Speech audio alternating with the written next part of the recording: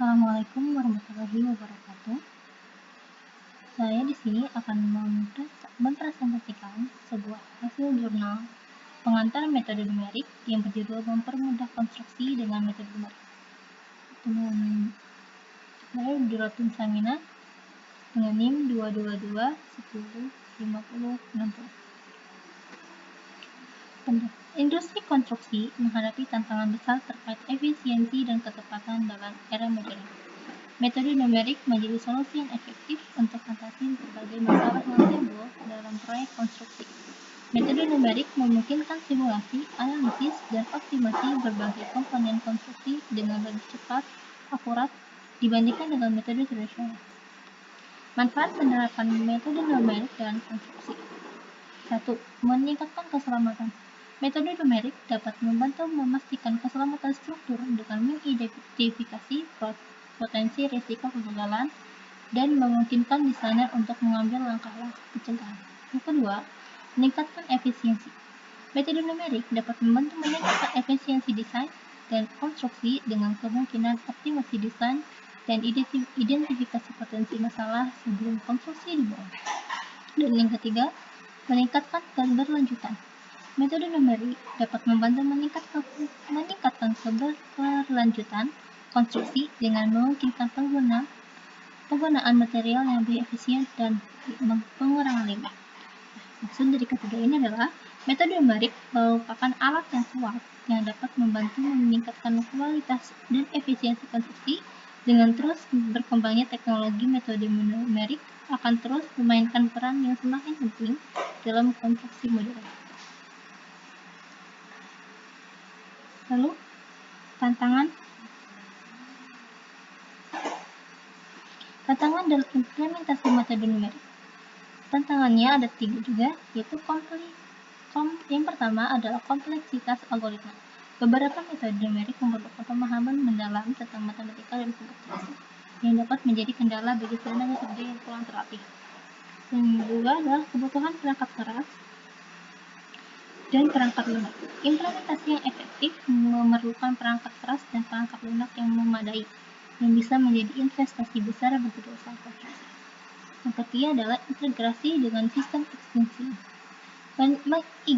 Mengintegrasikan metode numerik dengan sistem manajemen proyek yang sudah ada bisa menjadi tantangan, memerlukan penyesuaian adaptasi. Lalu, contoh implementasi dalam waktu singkat.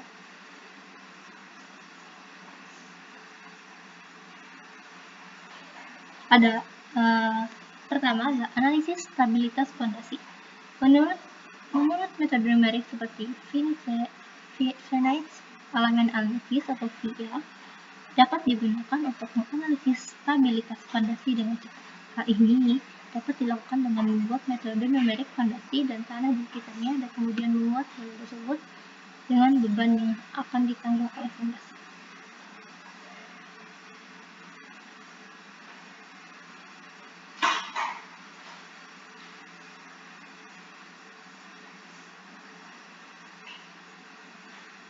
Lalu yang kedua adalah optimasi desain balas baja.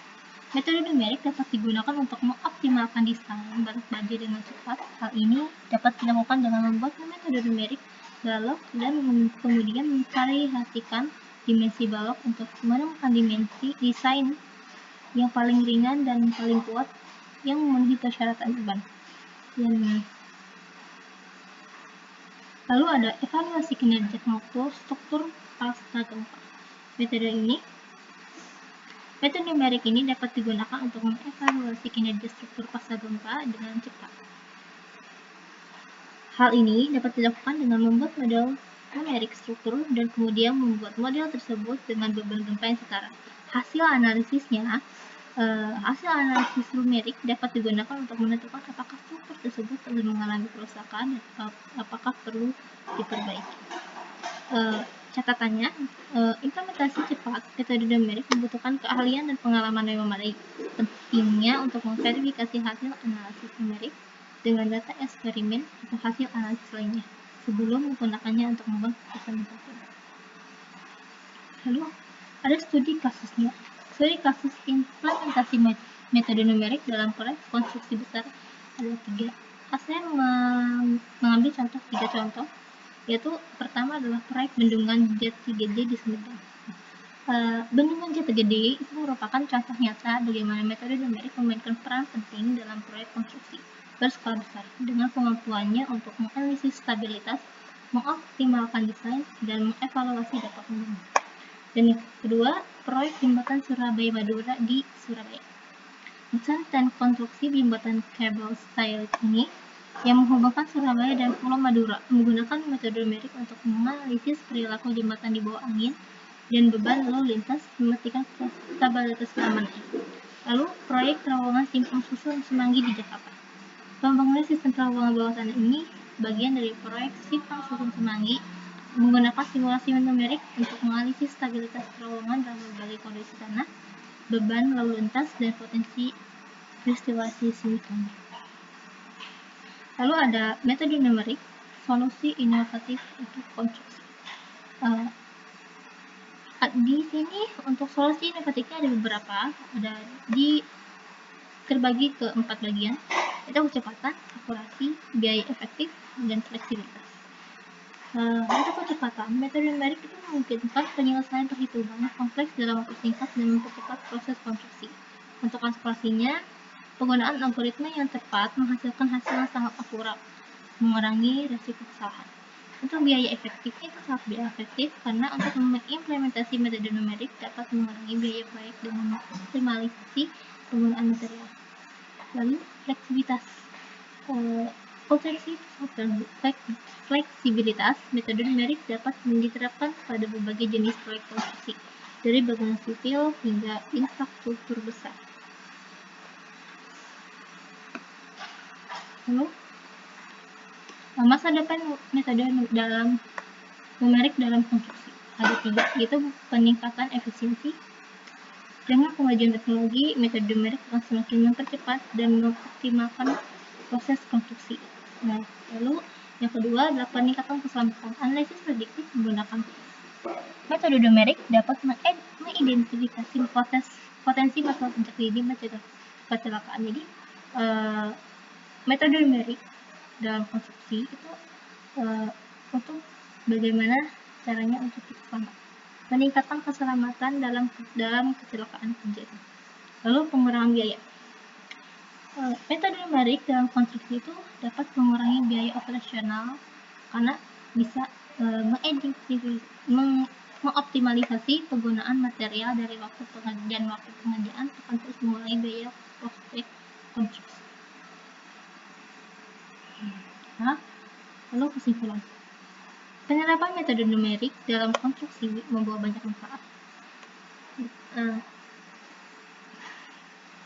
Numerik dalam konstruksi itu ada beberapa manfaatnya, termasuk peningkatan efisiensi, akurasi, dan fleksibilitas. Meskipun menghadapi beberapa tantangan, keuntungan yang diperoleh dari implementasi metode numerik jauh melebihi kesulitan yang ada. Dengan terus berkembangnya teknologi informasi, metode numerik akan semakin menjadi bagian integral dalam industri konstruksi, memungkinkan kemungkinannya untuk menyelesaikan proyek yang lebih besar, lebih cepat, lebih aman, dan lebih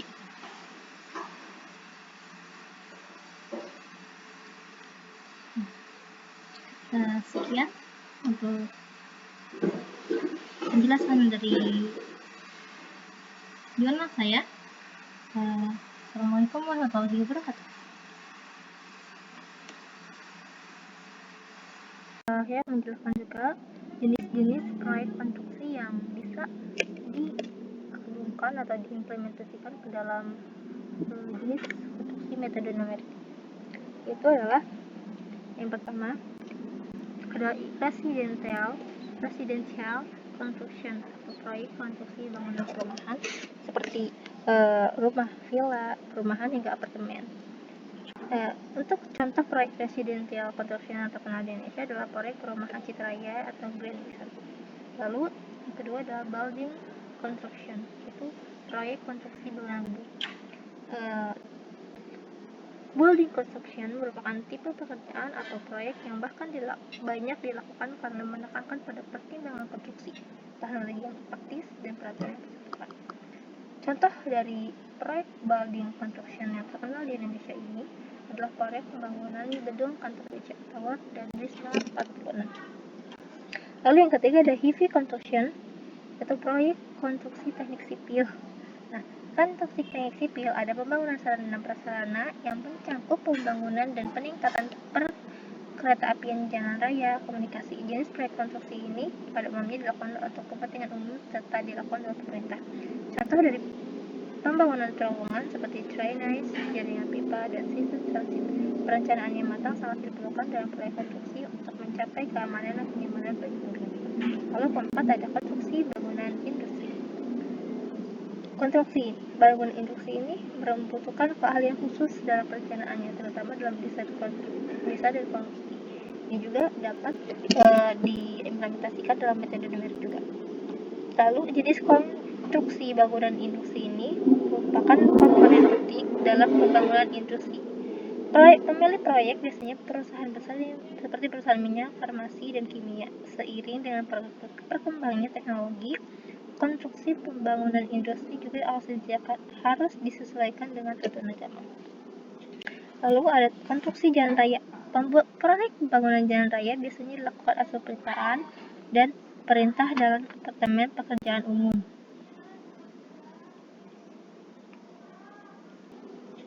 Lalu ada konstruksi jalan raya.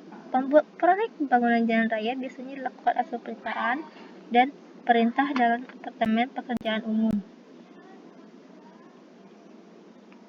Konstruksi jalan raya, contoh dari proyek pembangunan proyek jalan raya ini adalah proyek jalan raya lintas Pulau Kalimantan dengan pembangunan proyek jalan raya yang ambisius yang membentang sepanjang lebih dari 2.000 km melintasi Pulau Kalimantan. Diperkirakan jalan raya ini memanfaatkan simulasi numerik untuk merancang terowongan, lalu landscape termasuk hutan hujan tropis, kawasan pegunungan.